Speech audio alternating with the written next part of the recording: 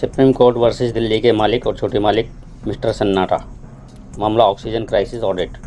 नमस्कार, मैं रॉकी आप सभी का स्वागत करता हूं ETX के इस खास प्रोग्राम ऑर्डर में, जहां आपको मिलती हैं देश की तमाम हाई कोर्ट और सुप्रीम कोर्ट से जुड़ी टिप्पणियां, आदेश, जजमेंट और रिपोर्ट्स।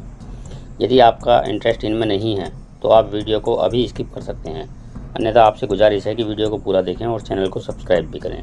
जजमेंट की कॉपी और वीडियो के नोटिफिकेशन प्राप्त करने के लिए हमारा टेलीग्राम ग्रुप भी ज्वाइन कर सकते हैं, लिंक डिस्क्रिप्शन में मिल जाएगा। चलिए जान लेते हैं कि रिपोर्ट में क्या क्या दावा किया गया है। कोविड महामारी के पीक के दौरान दिल्ली में सबसे ज़्यादा ऑक्सीजन को लेकर हंगामा मचा था। तब केंद्र ने ऑडिट की मांग की थी दिल्ली सरकार के ऑक्सीजन मैनेजमेंट को लेकर। तब सुप्रीम कोर्ट ने एक जांच आयोग का गठन किया था, जिसमें एम्स के निदेशक रणदीप गुलेरिया, दिल्ली सरकार के गृह सचिव Bhupendra Bhalla, max health care के निदेशक डॉक्टर संदीप बुद्धिराजा, केंद्रीय जल शक्ति मंत्रालय के संयुक्त सचिव सुबोध यादव और पेट्रोलियम एवं ऑक्सीजन सुरक्षा संगठन PESO के संजय कुमार सिंह शामिल किए गए थे। हालांकि आयोग द्वारा पेश की गई रिपोर्ट को दिल्ली के उप मुख्यमंत्री मिस्टर सन्नाटा ने चैलेंज किया है।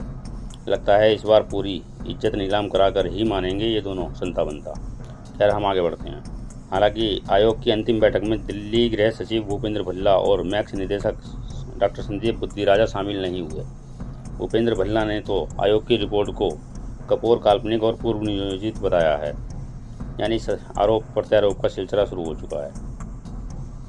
रिपोर्ट की कुछ महत्वपूर्ण बातों से हम आपको अवगत कराना चाहते हैं। रिपोर्ट में कहा गया है कि दिल्ली सरकार के अनुमान और आंकड़ों में बहुत सारी त्रुटियां हैं। दिल्ली सरकार की ऑक्सीजन की मांग केंद्र के ऑक्सीजन फार्मूले की गणना से 4 गुना ज़्यादा थी। इसके अनुसार बिस्तर क्षमता 289 मैट्रिक टन और मांग 1140 मैट्रिक टन, यानी 4 गुना ज़्यादा थी। इसमें केंद्र के गैर सरकारी हॉस्पिटलों के बेड को 50% जोड़ा गया है, जो कि फार्मूले के हिसाब से सही भी हैं, क्योंकि सभी बेडों पर सभी मरीजों को ऑक्सीजन की आवश्यकता नहीं होती है। रिपोर्ट में यह भी कहा गया है कि कुछ हॉस्पिटलों में खपत आवश्यकता से अधिक और गैर जरूरी नकारात्मक खपत दर्ज की गई है। इनमें विशेष रूप से Aruna Asif Ali hospital, Singham hospital, ESIC hospital और लिफरे हॉस्पिटल ने काफ़ी कम बेड्स पर बेहद ज़्यादा खपत दर्ज कराई है। ये दावे स्पष्ट रूप से गलत प्रतीत होते हैं। स्पष्ट किया गया है कि दिल्ली को आवश्यकता से बेहद अधिक ऑक्सीजन की आपूर्ति हुई है।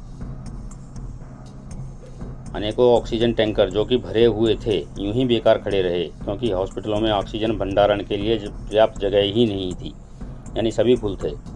तथ्य के रूप में 13/5/2021 को पानीपत से केवल 11 मैट्रिक टन ऑक्सीजन उठाई गई थी, जबकि दिल्ली सरकार उसको भी रखने में असमर्थ थी और आपूर्तिकर्ताओं को ऑक्सीजन भंडारण के लिए कह रही थी। इसके लिए मेसर्स गोयल गैसेस की उस शिकायत को भी आधार बनाया गया है, जिसमें उन्होंने शिकायत दर्ज कराई थी कि उनके टैंकर LNJP हॉस्पिटल में बेकार खड़े हैं, वहाँ ऑक्सीजन रखने की जगह ही नहीं है और इससे अन्य जगहों की भी आपूर्ति श्रृंखला टूट गई थी। जबकि हम और आपने इसी समय में दिल्ली के मुख्यमंत्री और उप मुख्यमंत्री मिस्टर सन्नाटा यानी मनोज सिसोदिया के सुबह शाम बयान सुने थे कि ऑक्सीजन नहीं है, 900 मैट्रिक टन ऑक्सीजन की ज़रूरत है, 1100 मैट्रिक टन ऑक्सीजन की ज़रूरत है। और यही कारण था कि दिल्ली के आसपास हरियाणा, राजस्थान और उत्तर प्रदेश की आपूर्ति में कमी आई, जिससे इन राज्यों में मौत का आंकड़ा बढ़ गया। ये हमारा अनुमान है, ये रिपोर्ट में शामिल नहीं है। आयोग ने 13 मई की बैठक में अनुमान लगाया था कि दिल्ली की आवश्यकता 290 मैट्रिक टन से 480 मैट्रिक टन है। इस रिपोर्ट पर सुनवाई 30 जून को सुप्रीम कोर्ट करेगा। बता दें कि 30 अप्रैल के उच्च न्यायालय के फैसले में दिल्ली को 700 मैट्रिक टन ऑक्सीजन की आपूर्ति सुनिश्चित करने के लिए केंद्र को बाध्य किया गया था। हमारी माननीयों से अपील है कि आप कानून की जानकारी रखते हैं तो उसके ही फटे में टांग अड़ाना उचित है। आपकी गलतियां देश की जनता की जान की दुश्मन बन जाती हैं। दिल्ली सरकार के नालायक मुख्यमंत्री और उप मुख्यमंत्री सन्नाटा की साजिश और आपके गलत फैसले के कारण न जाने कितने ऐसे लोगों को अपनी जान गंवानी पड़ी है, जिनको समय से ऑक्सीजन प्राप्त हो सकती थी यदि ये सब खेल नहीं चल रहे होते तो।